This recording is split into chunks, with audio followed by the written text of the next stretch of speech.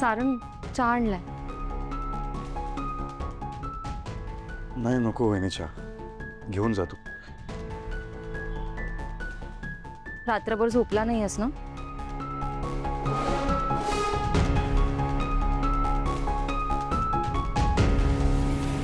काय झालंय सारंग?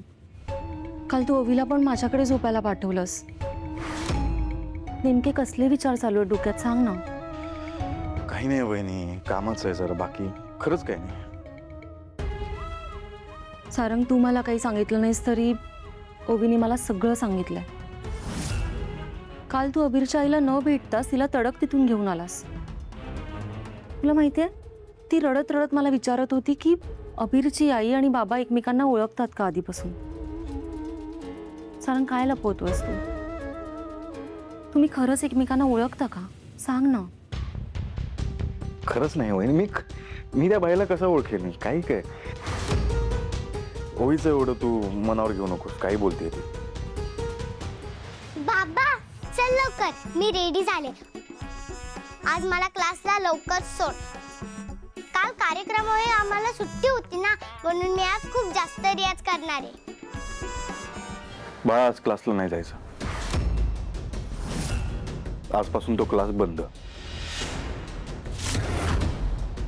काय? गाण्याचा क्लास बंद? पण का बाबा? सारंग, अरे काय बोलतोयस तू हे? काल तिचा एवढा मोठा कार्यक्रम झाला, पुढे जाऊन ती अजून प्रगती करेल आणि अचानक हा क्लास बंद करायचा निर्णय का घेतोयस तू?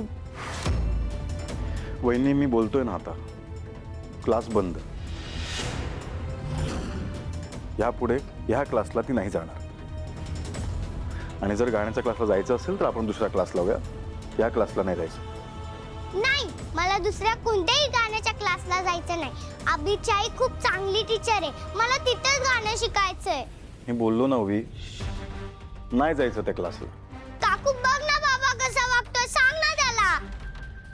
सारंग, पण वहिनी, मी बोललो ना, ह्या क्लासला ओवीला पाठवायचं नाही.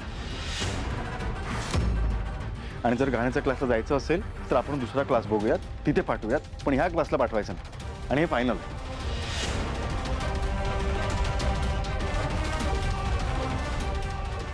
काकू